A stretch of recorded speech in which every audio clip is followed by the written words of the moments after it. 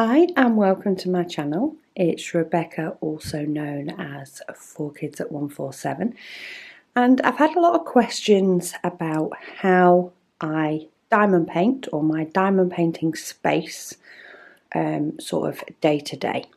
So this is where I tend to diamond paint. So we are in my conservatory. We have recently had a bit of a shuffle around and moved the couch a bit further up, but the setup's the same. It just depends on which side of the couch I sit on. So I have this table, this fold-up table. It's just a normal little one. I got it from B&M. I think it wasn't a lot of money. It was under £10. And normally I would have just diamond painted straight onto that. And what I do then is I just fold it up and move it into my craft room of an evening. But I was gifted this easel by Diana, and I now use this. It's absolutely amazing. So if you do want something to help with the sort of neck or backache, if you are leaning over a table, I do suggest getting an easel. It fits perfectly on this size table. Excuse me, and I don't find that it moves even when I'm pressing down quite a bit. I don't find that the easel moves. It does have rubber feet on the bottom. And then if I come round this side, because I'll probably be able to show you a bit easier. So this is just a sneak peek at one of the diamond paintings that I've just kitted up, which is the Contemplation. So you will have seen the kit up video for this. However, I did kit it up at least a week or so before the video came out. So I've got quite a way with it, more than you maybe would have thought.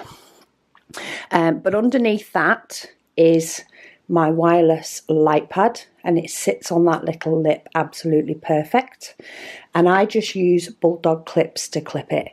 So I either clip it to the top if I'm working on the top half, or I'll clip it to the bottom if I'm working on the bottom half. And that is a 40 by 50 that I'm currently working on. And I find that I can still access all of that.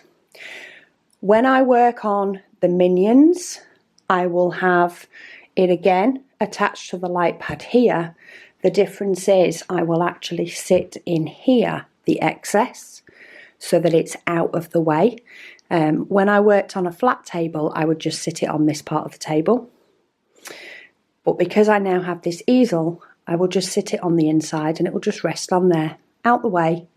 And the other half will either rest on my lap or on the bottom of the easel.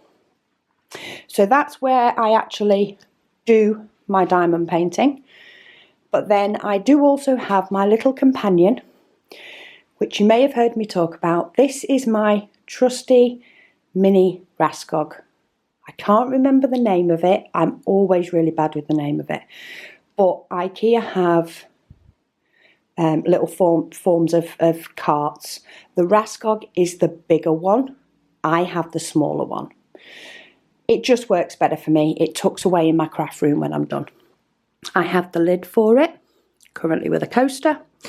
And inside there sits my tablet for doing my heaven and earth designs, because I don't need access to that all the time. Then I have, just to get down on the floor, then I have my current case with my current diamond painting that I'm working on. Because I do currently have two on the go, I have this one and I have the Minions painting. The Minions storage case is currently in my craft room, and I will switch both the diamond painting and the storage when it's time to switch which one I'm doing. My craft room is there. Excuse the Christmas chocolate mess still on the table, but that is my craft room, so I don't have to go far at all. And quick side note, that's where I work during the day. So in here I have a little, this is a tray from the range. I picked up, it was about £1. And I tend to keep hold of the tray I'm working on, the tray I always use from Wilson 3D Designs. Whatever my current pen is, The rest are in my craft room. I have some baggies in case needed, some scissors. I have a small white tray, and that's in case I decide to work on a special diamond painting. Sometimes if it's got bigger diamonds, I need to use that little tray. I've got a couple of pots of wax, one pink and one the sort of scented blue. Tweezers, craft knife for cutting off any double-sided tape, or mainly I use it for double-sided tape when I'm here. Occasionally I might need it to cut some cover paper. Washi tape if it's poured glue to cover up the edges. And then I have a pencil and a pen. So quite simple things. The pencil and the pen aren't so much used during diamond painting, but they are used day to day. And because this cart is out a lot, it's always a handy place. Mama needs to have a place to find a pen. Then in the rest of it, I have my passport cover holding my cover sheets so that I can pop those away when I'm done. That is my hard drive. So when I'm sorting out my videos for YouTube, they do get backed up to my hard drive, so that's in there.